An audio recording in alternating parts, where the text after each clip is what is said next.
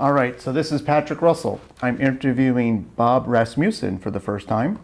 This interview is taking place in Pensacola, Florida on November the 11th, 2022, Veterans Day.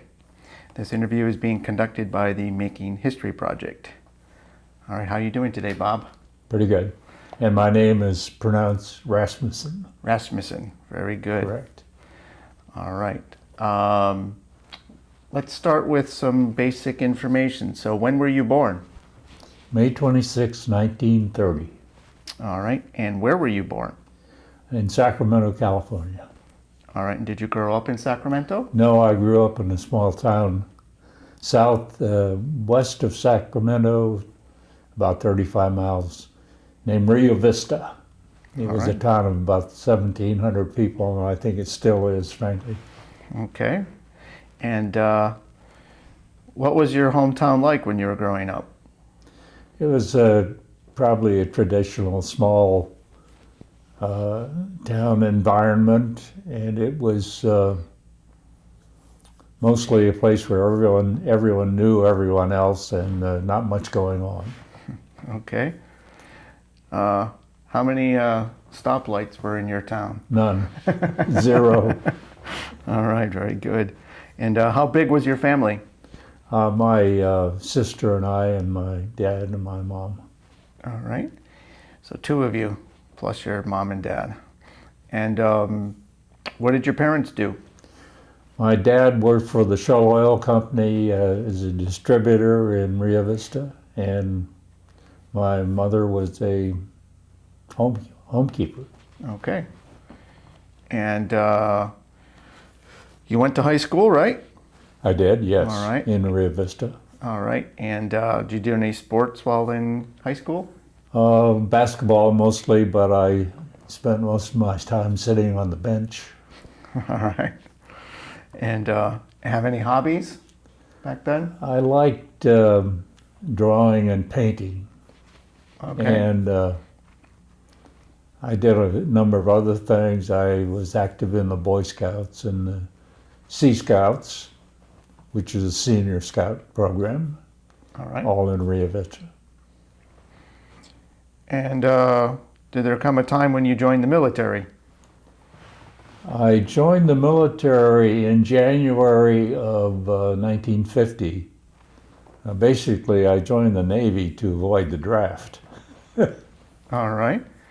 And because there was a heavy draft at the time for the Korean War. okay. And what were you doing before the military? Was this around time of high I was school? going to school in Sacramento State College. Okay, so you already were in college. And all right, so you enlisted in the Navy. And how did your family feel about you entering into the military service? They were very supportive. Did you have other family members that served in the military? My father was in the Army in World War I, served with the Rainbow Division in Europe in the combat environment over there. All right. Did he ever? So he was very supportive of me joining in the Navy, so I'd always have a dry place to sleep and a meal every day, which is something he didn't have in the Army. Yeah.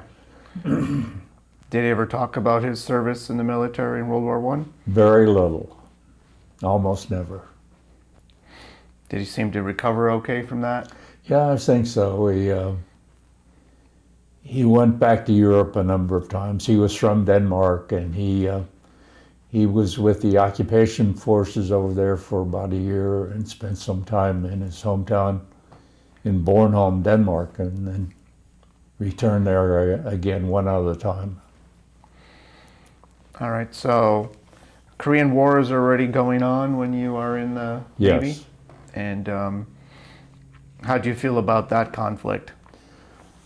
I was interested in becoming an aviator, a naval aviator, naval aviator specifically, and that being the case, when I was when I applied for naval aviation in the NAVCAD program, when I was accepted in June of 1951, it was pretty certain that I was not going to be an enlisted person involved in the Korean War. So I came here to Pensacola in October 1951 to start flight training. All right. And so were you a teenager towards the end of World War II? I was 15 when the war ended. Okay. And of course, we all expected the war to continue another couple of years involving Japan and the invasion of Japan. And I fully expected to be involved in that because my seniors in high school were being drafted into the Army, and some joined the Navy and the Marine Corps right out of high school, and they were a couple years ahead of me. And what was that time like for you with war going on and classmates going off, into the Army? Did it make you nervous? It was very concerning, of course, to my parents. I was not terribly concerned because I was more or less looking forward to joining the rest of the people that I'd known that went into the service. And so I was not really concerned about that. I probably should have been, but I was not. And it was a relief, however, when the war ended in 1945. But then all of a sudden, now we have Korea. Now we have Korea, is Okay. exactly right. So now you're right back at it. It's 5 years later. Yeah. And I was prime material for the military at that point in time. All right. So you joined the Navy. Where did you go to basic training? Actually, I was in the Navy Reserve because there was not a slot at the point that I joined to go to basic training. So I spent my time as a reserve seaman, airman, I think, and that was at NAS Oakland, Okay. which is now a civilian airport. I think it's Oakland International now. All right. And then from there you shipped off to Pensacola? Yes. All right. And what did you end up doing in Pensacola here? Well, I was in what we call the Naval Aviation Cadet Program. In that particular situation, people that were involved with the NAVCAD program were people who had 2 years of college or more, but did not have a degree and didn't qualify as an officer at the time. And so we went through flight training as enlisted personnel, actually, E5s, I think, but we were called Naval Aviation Cadets. And we wore a uniform similar to an officer's uniform or a midshipman uniform. Went through flight training. It took me about 13 months to go through flight training, which in today's standards is about 2 years or even more. It was pretty quick. I was very fortunate having good instructors and being able to pass through the program very quickly. I originally wanted to fly multi-engine aircraft, but I was instead selected to become a fighter pilot, and I'm very grateful for that selection. I went to Corpus Christi for advanced training after becoming qualified here in our training aircraft, which is the T6 Texan, or what we call the Yellow Peril at times. It's an SNJ in the Navy standard nomenclature. I've qualified aboard the USS Monterey here in Pensacola, right off Pensacola. very exciting time for me, for everybody, whoever did it, as a matter of fact. And then went to Corpus Christi, Texas for advanced training in the Hellcat, F6F Hellcat, and came back here for another care of qualification aboard Capt, I believe, and qualified with 6 or 7 landings on the Capt, and then I was commissioned here in Pensacola. All right. And designated a naval aviator at the same time. All right. And so was it always your intention to fly when you entered into the Navy, or did the Navy choose you to fly? Well, it's kind of a long story. I got very interested in aviation when I was in the college, and I initially applied to the Air Force because, frankly, I didn't even know the Navy flew airplanes at the time, and the Air Force turned me down. And I had hay fever when I was a teenager. I got over it, so I never had it again. But they said that disqualified me, so I was turned down. It's a pretty big blow to me. And finally, the guy I'd worked for at NAS Oakland said, "You ought to apply for the NAVCAD program," so he put the application in for me, and I was accepted by the Navy and had a very successful career in naval aviation. I'd like to state that the Air Force was wrong in that particular case, but I'm glad they were, frankly. Okay. And so, now you, well, I guess the idea out there is that landing on a carrier moving at sea is a little bit harder than a runway. A little bit, yeah, you might say that. So that's why the Navy has its reputation of having the best pilots. Would you agree with that assessment? I certainly would. No. That might be I'm asking a slight Navy person exaggeration here. if they agree with that, yes. Okay. All right, so what planes were you then qualified to fly? From the time I was commissioned and designated, I was sent to advanced training in jets at Corpus Christi. And that was a very interesting time because the jets we flew down there were actually Air Force designated airplanes originally that the Navy bought to train pilots in. It was the P-80 version of the training command, the training aircraft. 2-seat airplane mostly, but we had a lot of the single-seat airplanes too. Interesting part of that airplane was that it didn't have any ejection seat. And it was essentially very, very difficult to get out of with a parachute on, and it was very interesting to fly. You didn't want to make a mistake. Yeah. All right. So, did you ever deploy overseas? Several times. When I say deploy overseas, all my deployments overseas were on carriers. Okay. That is, at least earlier in my career. I eventually went on deployments in other ships that were not carriers, but initially they were all on carriers, mostly in my first tour on the Philippine Sea. I was flying Cougars in my first squadron, which was the F-51, which was a swept-wing aircraft, the first the Navy had.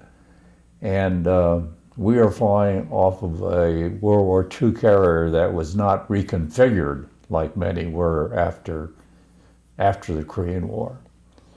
And so it was a straight deck carrier landing on that machine that was designed for propeller-driven airplanes that were typical of World War II. And we were in an advanced state of aircraft development at that time without the carrier following in that development. So it was very interesting flying off of that ship. You didn't make a mistake in landing, or you ended up either in the barricade over the side, or landing in the pack of airplanes that were always stored in front of the barricade on the ship. Mm-hmm. And so let's talk about your first deployment. Which unit and group were you with? What carrier and? Pardon me?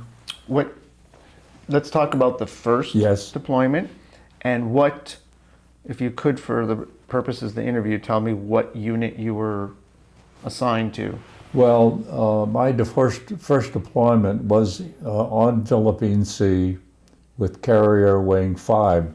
We were headed for Korea, and the war was still ongoing. You know, we'd been in talks about trying to end the war for a couple of years, but the talks seemed to be going nowhere. And then suddenly there was a breakthrough. We were about halfway across the Pacific when the war ended, so we missed that element of combat.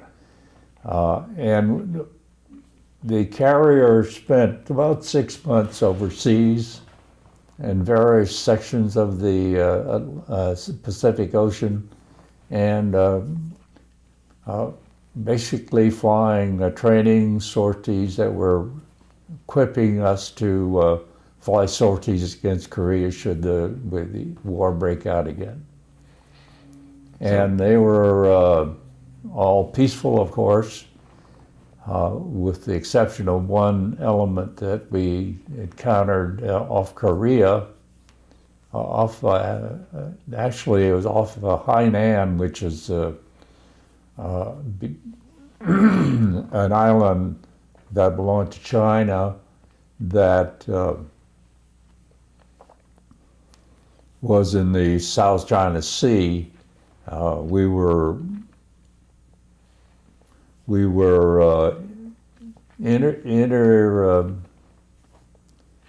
connected with a group of people that were flying patrols over there, and the patrols were to keep the Chinese and the Korean aircraft from interfering with what we were doing. And there was one instance where a couple of aircraft interfered in what we were doing in a hazardous way, and we were told to go ahead and chase the aircraft off, if necessary, to shoot them down. And I was not part of the group that was involved with the combat with these airplanes, but one of my air wing pilots was. That was about the extent of the combat that we had in that first deployment. Okay. And what were your dates of service in the Navy? I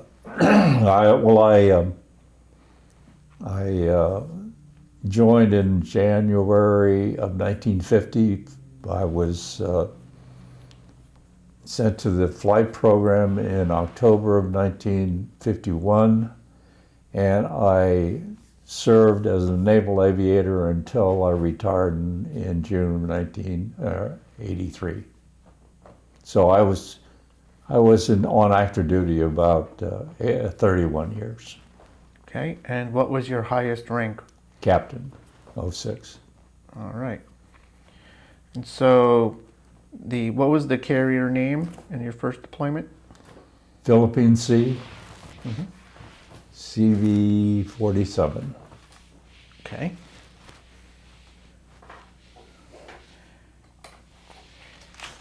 And what happened in your second deployment then?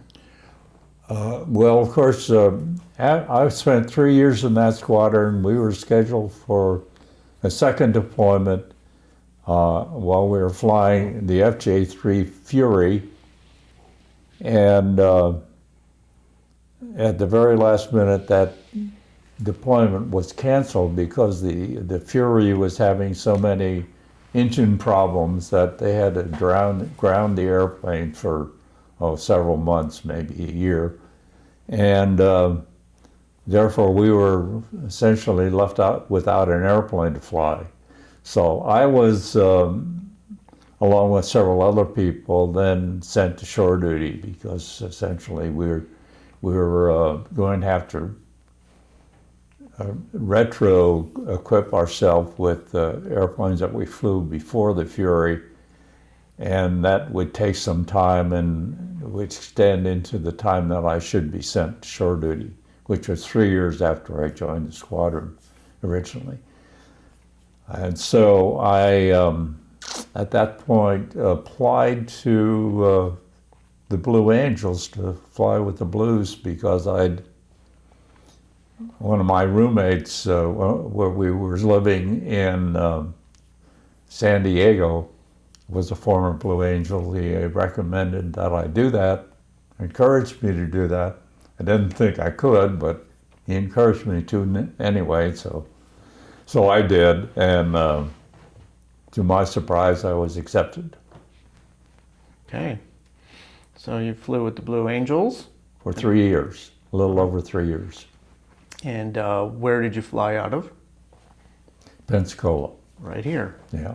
All right. And tell me about the Blue Angels, the distinguished Blue Angels. Tell me a little bit about that group. Well, it's a very elite group. I say elite, not saying they're that important or that special, but they're very unique is probably a better word, in that they're a very small group, at least it was when I was there.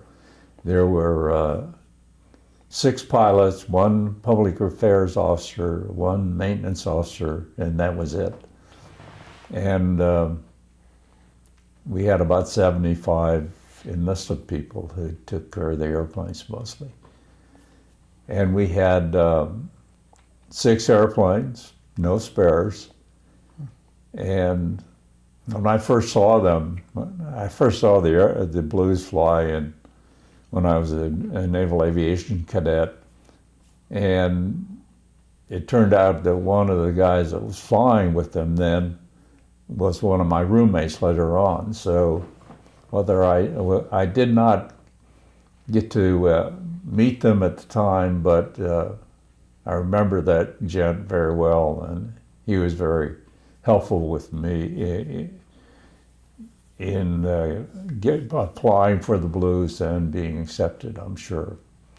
In any event, I just couldn't believe what they were doing. I didn't think it was even possible on an airplane, and it was so it was a interesting time for me because I was determined not to fail there, and I was not at all sure that I was going to be successful because it just seemed so difficult. But turned out it was not, as a matter of fact. With the right people leading you, you can pretty well follow if you're a fairly accomplished aviator. I mean, the idea that only the very best naval aviators can be a Blue Angel is not correct, in my opinion. And I think most of the Blues would agree with me because I think that just about any naval aviator who had the experience that I had, which was about 1,500 flight hours, mostly in jets, could be successful flying with the Blue Angels. So once I got my teeth into it, it was a lot of work, but it was not something that entered into the realm of impossibility by any stretch of the imagination. I enjoyed it. And what type of plane were you flying at that time? We were flying Cougars, F9 F8s, which was a Grumman-built aircraft. I flew the Cougar on the right wing for 1 year, and then we got a new airplane. We flew the Cougar for most of 1957, and in the fall of 1957, we transitioned into the F-11F Tiger, which is pretty interesting and unique evolution because, and I know nowadays that making a transition to a new aircraft in the Blues is done only during the off season, so they have plenty of time to make that transition and to train in the new aircraft. We train in the Tiger.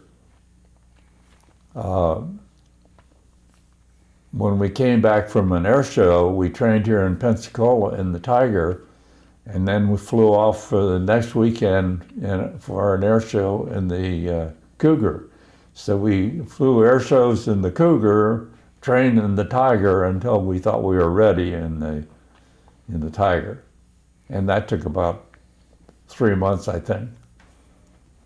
And that was pretty unique, but I think that was the first time that was ever done, and the last too, as a matter of fact. So you're flying two different planes at the same time. Yeah. And how difficult is it a transition for a pilot to go from one plane to another? Well, I don't know that it's all that difficult, but it was a difficult scenario, flying one in training and then putting on an air show in another aircraft. And that was a little bit difficult. And I think we had a little difficulty in the first couple of air shows that we flew in the Cougar, in the Tiger, because we done all of our training here in Pensacola over the beach, over the beach west of Perdido, and then when we flew at an actual airport, it was a little bit different story. But we managed to get through the shows all right, and within a couple of evolutions of flying actual air shows in different airports, I think we pretty much had it all down pat. And how long had you been in the Navy when you were selected to be a Blue Angel? Well, I'd been in the Navy for 3 years in that first squadron and about a year and a half in training, so that'd be 4.5 years. And what's the selection criteria to be a Blue Angel?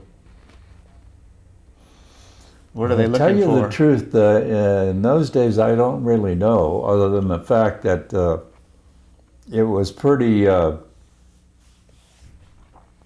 common for people who joined the Blues to have had known or know someone that was on the Blues.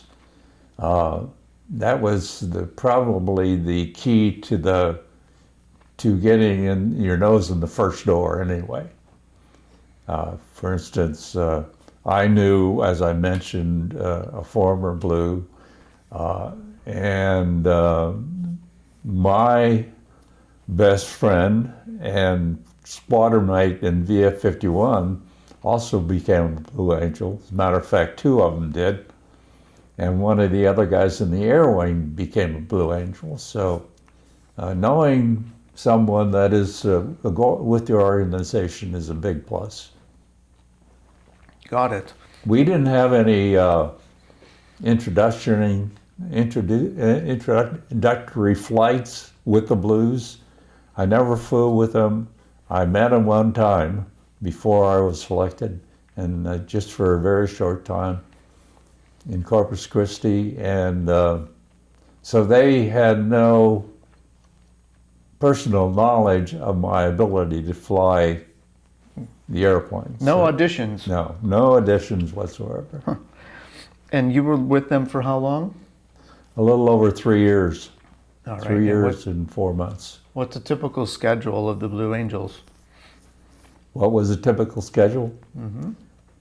We started we trained for about a month and a few days, either in Key West, Florida, or in El Paso, not El Paso, El Centro, Texas. I'm sorry, El Centro, California, which is where the Blues train now. Okay. And so we trained there in January. In February, came back here and did a little more training. I think we had our first air show in Pensacola in March. And then we flew the air shows around the country for the next several months, ending up our air shows season, if you would call it that, in late November, as they do now. Yeah. So it's pretty very busy schedule, most of the time away from Pensacola. And how often do you train? Is it every day? No, not really. We'd come back here once we transitioned to the F-11 and take a couple of days off and then train for maybe a day or two, and then off again we'd be. Off to a show. Yeah. Got it. And so you have 6 pilots.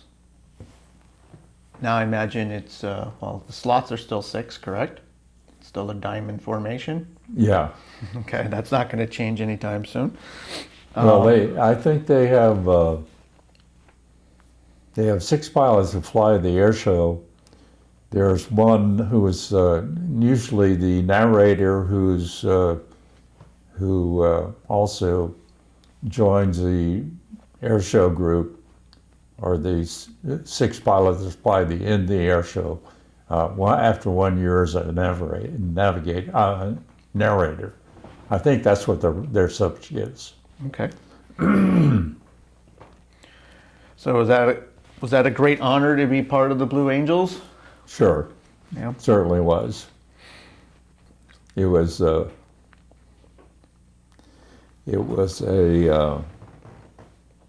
experience that very few people have the opportunity to have. It's sort of like going from nobody to being a celebrity somewhere. And it's, I think the biggest hazard of being in Blue Angels is getting too big a head. And I think the job of keeping your head on straight, keeping a little humility is a big one for the Blues, because it's a very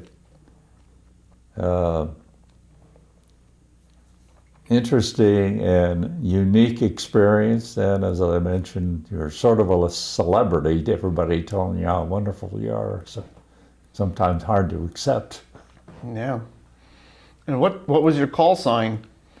Well, I didn't have one in the Blues, except we used our names, our first names, or nicknames. Mine was Ras. So I was, whenever we call for a certain maneuver or a certain objective that we had in mind during the air show, the leader would tell us what we were going to do, and we would all respond with our first names in sequence, 2, 3, 4. I was number 4. Okay. I was a slot man for 2 years. All right. And then, as a fighter pilot, what was your call sign? Razor. Razor. All right. How'd you choose that one? I don't really know. I think it was, like most call signs, it was given to me by somebody. And I don't really remember where. Probably in my first squadron, or maybe my second one. I don't know. All right. Those are always interesting. And so after the Blue Angels, what did you do? I went to a squadron on the East Coast flying the F-11 Tigers, VF-33, and that was at NAS Oceana in Norfolk, Okay. in Virginia Beach. All right. And did you ever deploy overseas again? I did. I deployed twice with the VF-33. The second time I was recalled to become a flag officer's flag lieutenant in Norfolk at the Sink Land organization. I worked for the Deputy Sink Commander-in-Chief of the Atlantic Fleet. Okay. So in part of VF, you said 33? That was after VF-33. That was All right. completely separate command. All right. So in VF-33, where did you end up deploying? To the Mediterranean both times. All right. And what we flew in the Mediterranean was, again, the type of flights that we would fly in a combat environment. Of course, there was no combat environment at the time. And when you go back to your, we'll call it your regular Navy squadrons from the Blue Angels, do you get to have a little special Blue Angel sticker on your helmet, or? No, I left my Blue Angel helmet with the Blue Angels and became a regular pilot again. Right. All right. Any special designations when you were a former Blue Angels pilot while still actively flying for the Navy? No, No, you just mix in with the rest of them? absolutely. Okay. And so then you were in the Mediterranean. Then from there you went back to Norfolk. And what type of work did you do there? So now you're doing more, is it more administrative work? More administrative work. A flag lieutenant is the junior officer that works for a senior officer in the Navy. My boss was a vice admiral. He was the number one senior vice admiral in the Navy, as a matter of fact. And very interesting working for him because it's an opportunity for a junior officer to see how a senior officer operates. And he let me watch what he was doing most of the time and telling me and trying to educate me a little bit about what being a senior officer's like. Is a big help for me. Yeah. What was this admiral's name? Beakley. Okay. And what kind of missions or work did you do With Wow. him? Mm-hmm. Mostly administrative stuff, taking care of his schedule, making sure that he was where he's supposed to be at the right time, and being with him at certain times so I could convey messages to other people that he didn't want to interrupt what he was doing to do himself. And that was a big part of what I was doing while I was a flag lieutenant. And then how long did you do that for? I was with him for 2 years. Okay. And then what did you do after that? Well, during that job, I was promoted to lieutenant commander, and then I was assigned to the Navy postgraduate school to complete my education. Okay. That was for 2 years. Very intense work, but I enjoyed it. How old are you when you're doing your postgraduate work?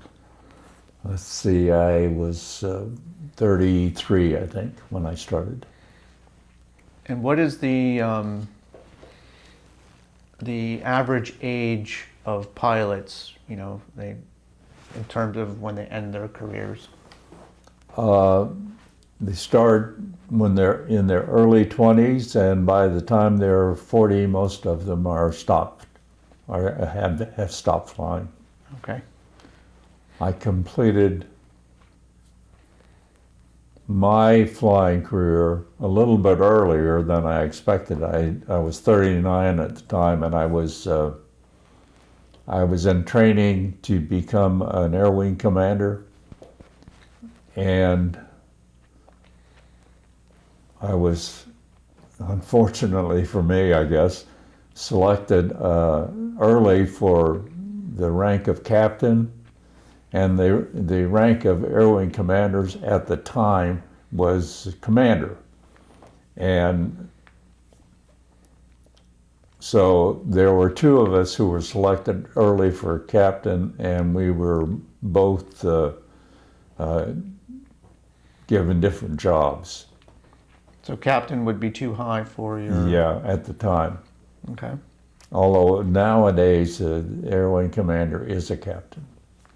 Does that mean that once you became a captain, you had to stop flying? No, not necessarily. I mean, the current air wing commanders are captains, and they're still flying. But most people who reach the age of 40 or so and are promoted to the rank of captain are out of the flying business. There are a few billets that are not, but very few. And from there, then you're applying your experience to training and to... For instance, my first job as a captain was a chief of staff to a junior flag officer there at Lemoore, who ran the training program for attack aviators in the Lemoore area. And then I went to a operations officer job for the carrier air division, air wing. I mean carrier division that was made up of a flag officer, a couple of captains, and several commanders and other junior officers who were the staff for the flag officer, and the flag officer ran a carrier division, that is his own carrier that he was aboard, plus 2 or 3 other carriers. So that was very much aviation oriented. In that job, I went back to Vietnam, which is... Well, that was going to be my next question. Were you involved in any combat as a pilot? I was in the PG school, a postgraduate school, when the Vietnam War started. Everybody expected it to be a very short experience. It turned out to be 9 or 10 years, so it was not. And after the postgraduate school, I was sent to NAS Miramar to become an instructor with the Crusader RAG, or the Replacement Air Group at Miramar.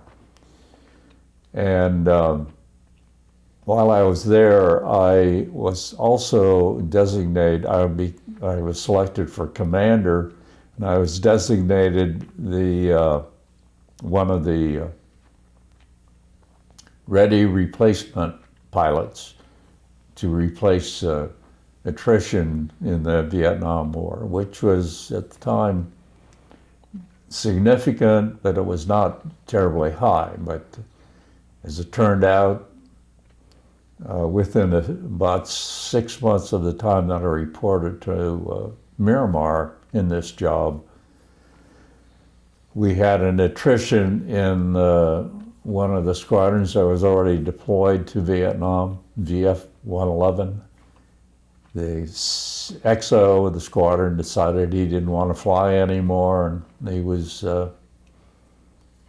removed from the squadron, from the ship, and I was on leave here in Pensacola at the time, and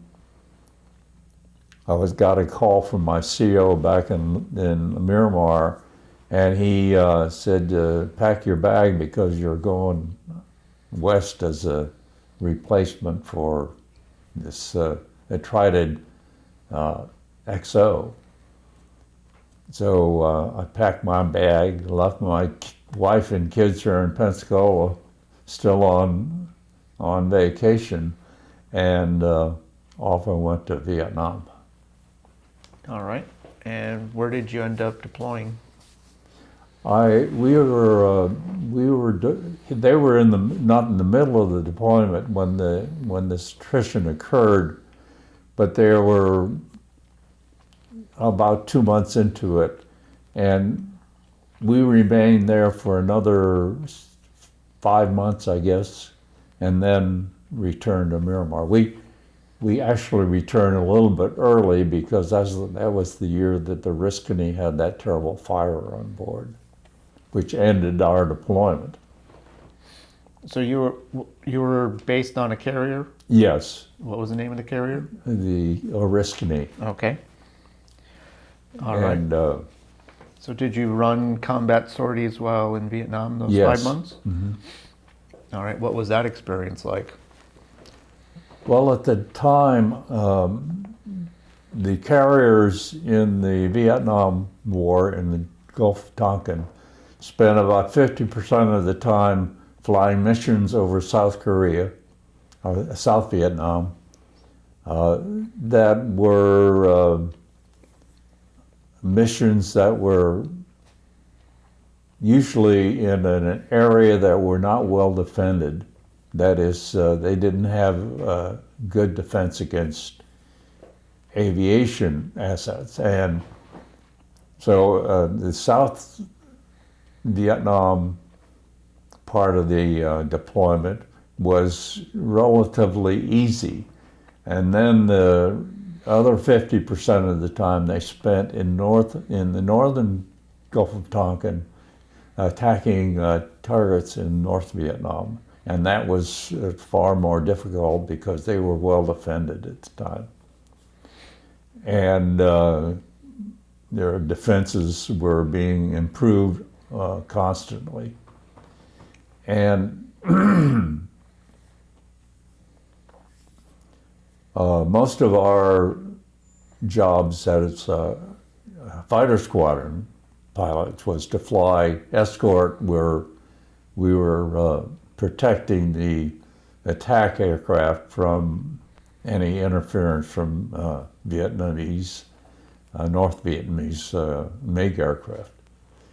And at the time, the Vietnam Air Force was in a period of inactivity for what, I'm not sure, but we had very little contact with the Vietnam MiGs. So they gave us the job of joining the A-4 attack aircraft in interdiction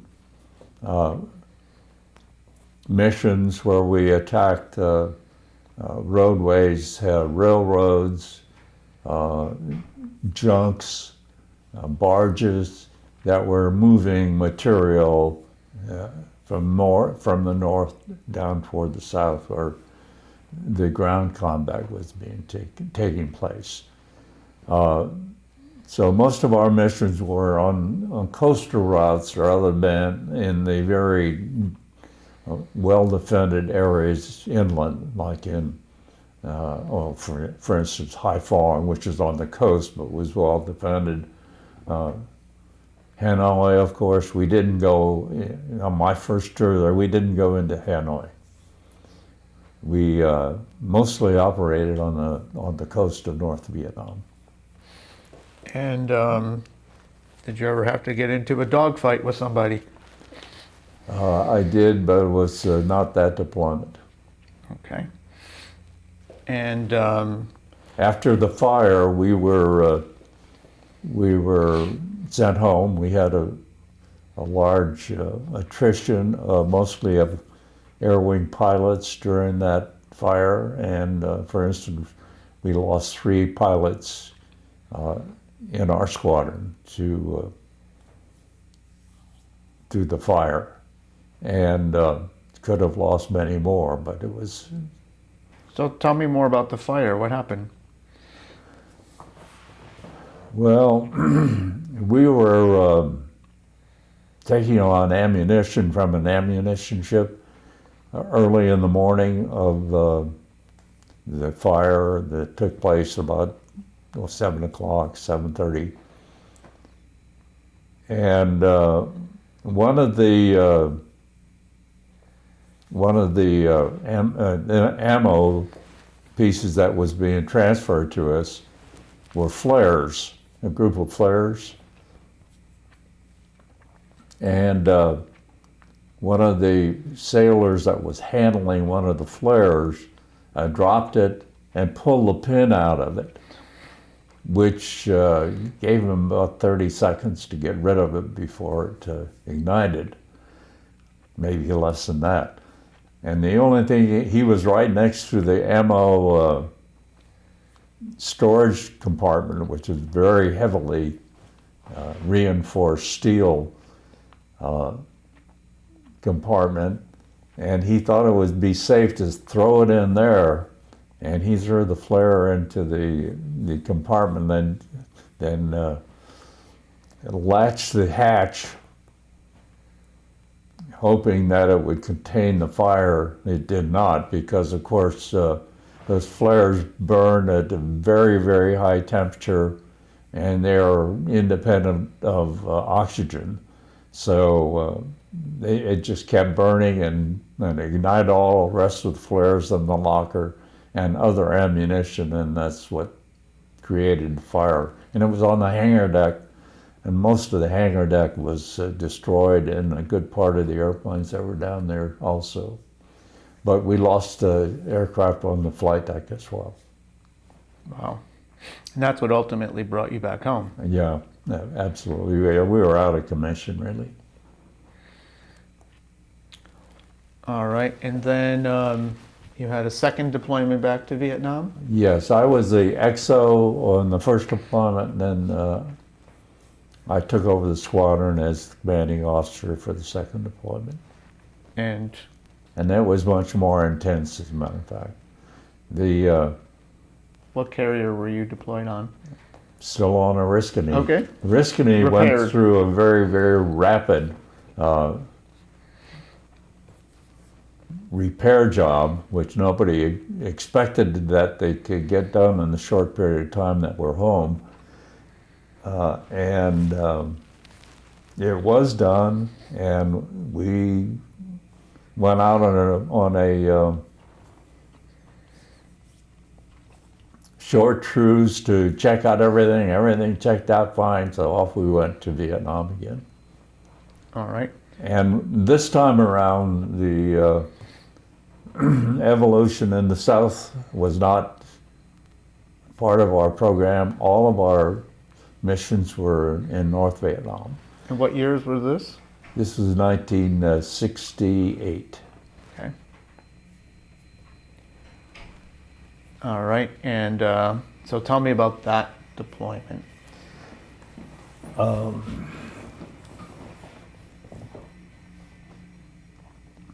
We had the same responsibilities that we had the first time around, but a lot of these flights were in escort of what we called major attacks there, which were major number of airplanes, essentially the whole air wing, flying against one specific target in North Vietnam. Usually in high, intense areas of aircraft, anti-aircraft evolution, including, this time around, missiles, SAM missiles, surface-to-air missiles that were very numerous in North Vietnam at this time.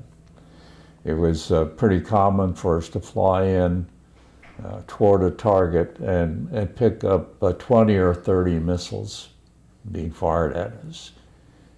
And these were guided missiles. They are radar controlled by ground crews, and they're very accurate. Although we could fly them, we didn't find that out initially, though. We were among the first squadrons to go in there in North Vietnam and face with this high defense area. And we lost a lot of people, a lot of airplanes. Over the course of 3 years, three cruises. This is the VF, is it 33 again? No, this is the VF-111 in Air Wing 16. Got it, okay. And you're commanding this now? Yeah. And are you going out and flying as well? Yes. All right. So, and you know all of these people because you're responsible. You're the commander. I knew all the people in my squadron. Now we had 18 pilots. There were about 60 pilots in the air wing that were flying in combat. We had other pilots that flew on the edge of combat but never really got involved because they were not supposed to. They were radar-equipped airplanes that helped us maneuver around and avoid high defense targets and also avoid MiG aircraft. So they were offshore and didn't directly get involved with the combat operation. Either that or sometimes they were tankers that didn't. So we had about 60, 70 sometime pilots in the air wing. But you were taking heavy losses in the beginning. Pretty heavy losses. I don't know the exact numbers, but I think it's in the course of 3 deployments, only 2 of which I was on, the air wing lost about 50 pilots. And that was either killed in action, missing in action, or prisoner. And so it was pretty common for us to expect to lose one, on the average, pilot in every one of these major strikes that we pulled. We call them alpha strikes. And the most we ever did was 3 in one day, and we did that on several days, but almost always we had at least one alpha strike. And you're losing a pilot on every single one of those? No, we're not. We were not losing a pilot, but on the average, I would say we lost one. Yeah. I mean, it was pretty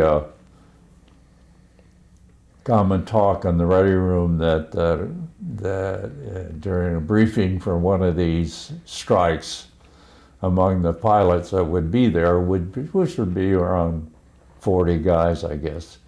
One of them was not going to come back. It's not going to be me, of course, it's going to be one of the other guys, but. And you told me earlier you got into a dogfight, so it was on one of these? No, as a matter of fact, it was on an escort flight for an A4 pilot that was striking a missile site as a prelude to the next alpha strike. And so I was escorting this A4 pilot, and he shot his missile off at the strike at this missile site, and then we regrouped and started to exit because he had a couple of bombs that we were going to drop on a barge location along the river somewhere, as I recall.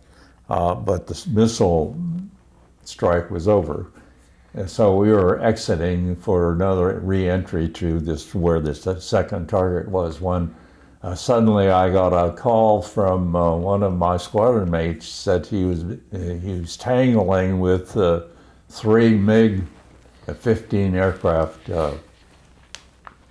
just to the south of us. So we canceled that second strike, and I said, I'm going. And I recommended to the A4 pilot to just loiter off the coast because he didn't have an escort, and he was not supposed to go after these sites without an escort. So down I went, headed. I could see the aircraft coming up out of the haze and doing a high vertical maneuver as far as I could see.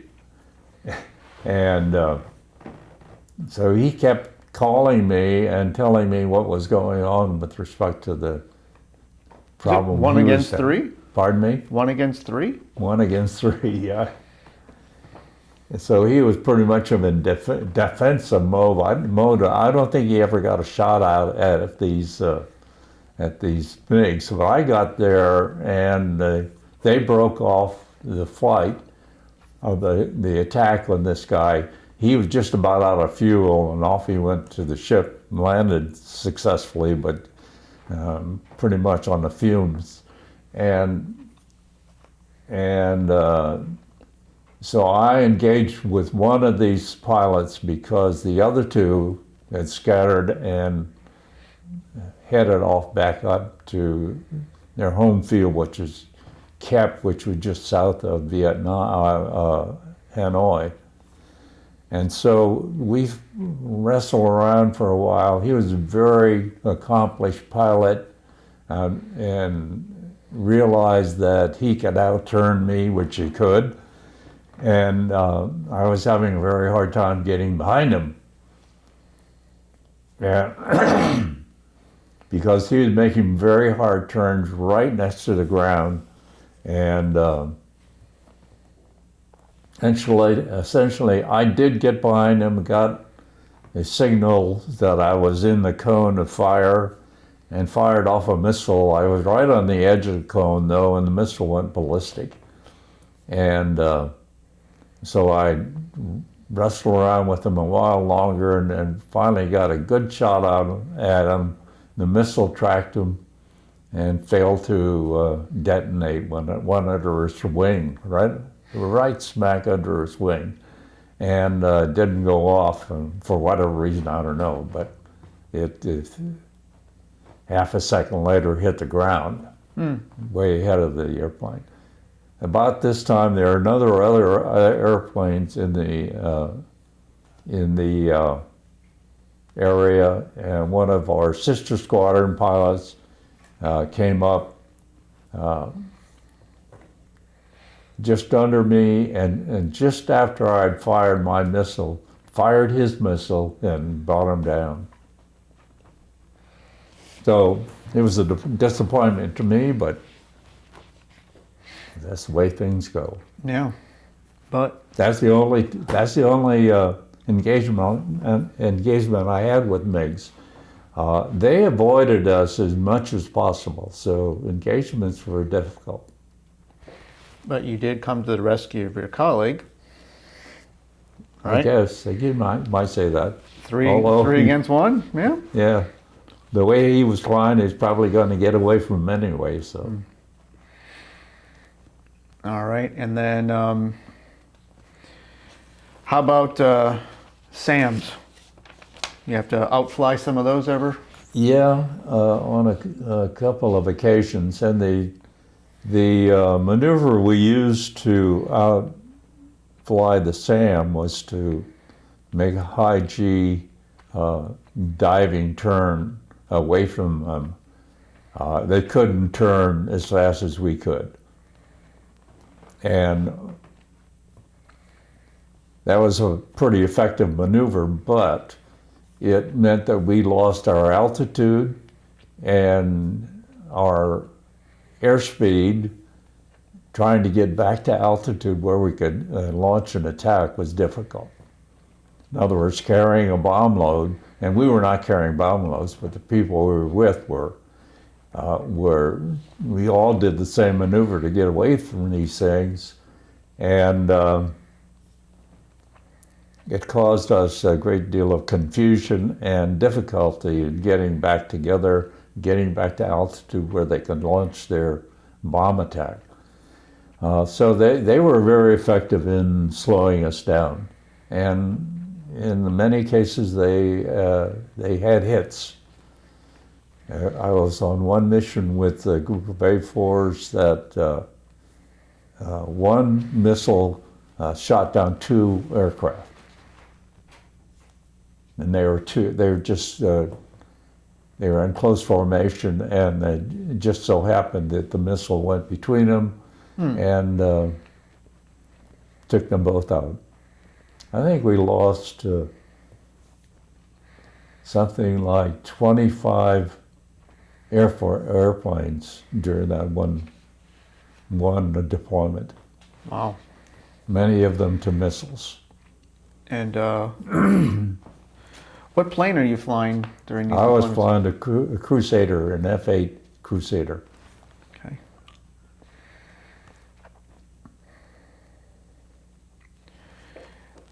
Did you ever have to eject? Never. I guess that's Came good. close, but I never had to. When did you come close? Well, I guess on 2 occasions I had an engine failure. Both times I was with the Blue Angels. And both of them were on test flights. And at the time we had a procedure for an engine failure that called for a very high approach and wide approach to the airfield. They were difficult to measure, especially with if you have a real engine failure and your adrenaline is about up to this level. Sometimes you make mistakes in the wrong direction, thinking they are in the right direction. On one instance, landing at Pensacola,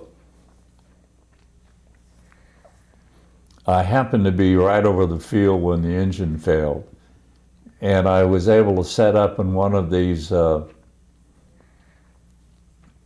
dead engine approaches, which is about 11 or 12,000 feet over the field at the key point, and then at about half that altitude at the 90-degree point, way out wide of the last turn into the runway.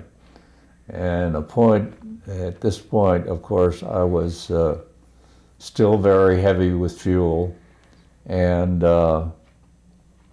I gave it a couple extra knots for that, and a couple extra knots for the fact that I wanted to live a little bit longer. And I wanted to save the airplane. I guess that should have been the last consideration, but that was something I was pretty convinced that I had to do. So I made the approach. I was very fast, a little bit high, and I managed to touch down and engage the arresting gear, which was not like the arresting gear we have right now. It was a cable run across the runway that was attached to 2 lengths of anchor cable, ship anchor cable, great big heavy things. And I was going fast enough that I engaged and pulled part of this anchor cable apart, which was thrown across the end of the runway and pretty close to the golf course where my squadron mates are out playing golf. Anyway, I was fortunate enough that the airplane didn't come apart, and it did stop. And I think it was very fortunate because at the end of the runway there was another aircraft off the runway stuck in the mud, and right next to it was a great big yellow tiller that was pulling it out of the mud at the time. I would have run right smack into that thing if I'd not engaged the resting gear.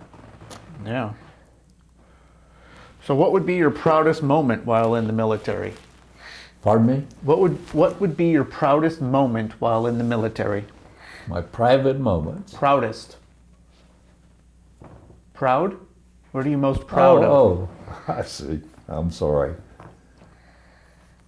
While I was in the military, well, I was pretty proud to become a Blue Angel, to tell you the truth.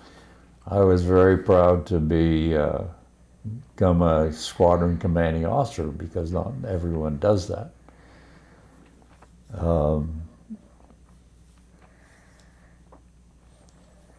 I had the opportunity to have several commands.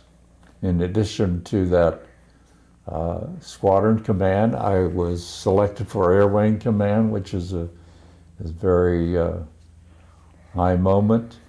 I was selected to command a ship. That was an ammunition ship. And I served there in Vietnam, and that was a very proud moment.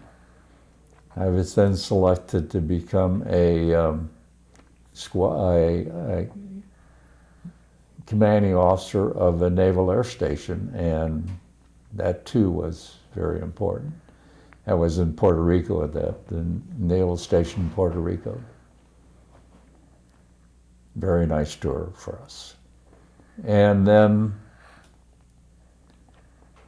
I guess one of my last tours was to be selected to become the Naval Aviation Officer Assignment Officer for the Chief Naval Personnel, in which job I was responsible for all the personnel moves of naval aviators in the United States Navy, and that was very satisfying job. Mm-hmm. I did that for 3 years, and then I came here back to Pensacola, where I started.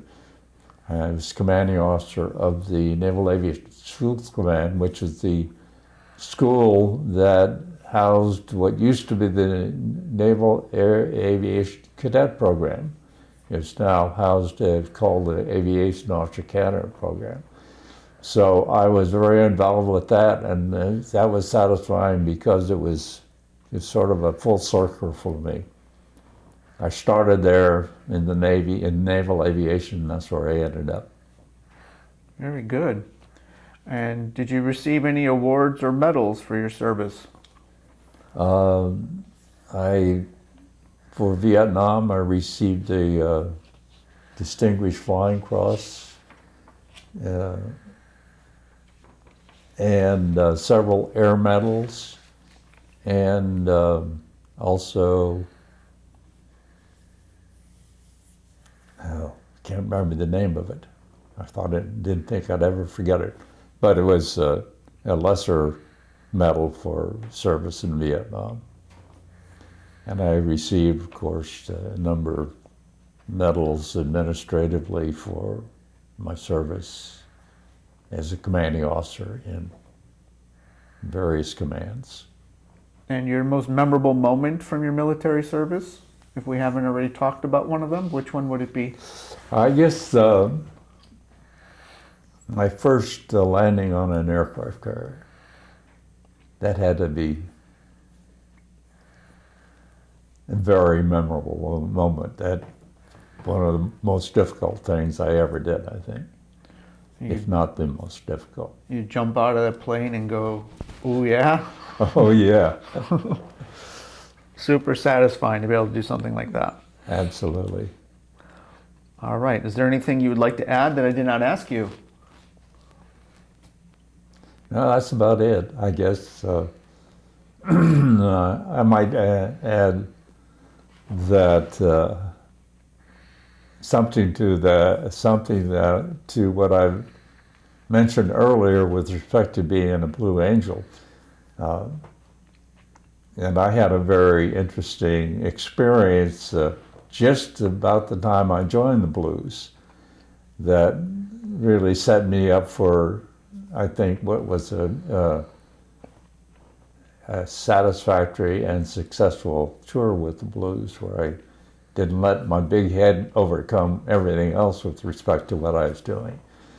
In any event, I was checking into the bachelor officer quarters when I got here to Pensacola to join the Blues, and they were out of town at the moment, so I didn't have anything else to do. I checked into the BOQ to have a place to stay, and when I did, the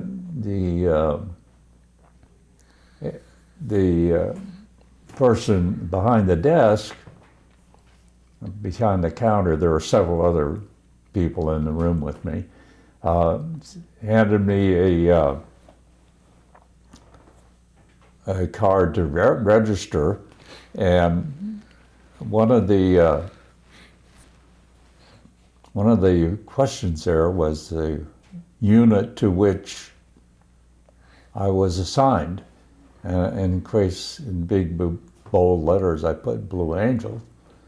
And the guy behind the counter says, "You're going to fly with the Blue Angels?" And I say, "Yeah." And I sort of made sure that everybody else in the room knew too, because I was very special and they were not. And anyway, he said, "Well, if that's the case, you may want to learn how to spell angel."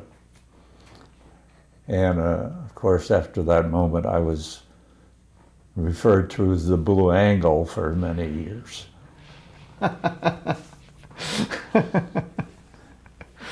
Okay, that's a good one. All right. That same clerk was at the counter when I came back here 30 years later. That's funny. All right, and how about this? Is there anything you would like to tell future generations?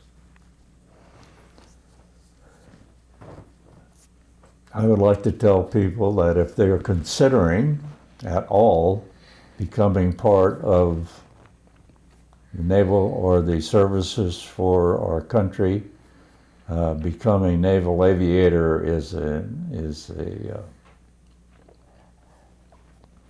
objective that I would recommend for anyone. As a matter of fact, my son was a naval aviator, also retired as a captain, and my grandson is currently in naval aviation training. My nephew is too, and my son-in-law. Sort of a family affairs. Sounds like it. What do you guys do for fun? You fly around on the weekends? Oh, my son's building an airplane right now, but it's not ready to go yet. Uh-huh. All right, well, fantastic. Well, it was a pleasure and a lot of fun to interview you. I want to thank you so much, Bob, for stopping by and sharing your story. And I want to thank you for everything you've done also for our country.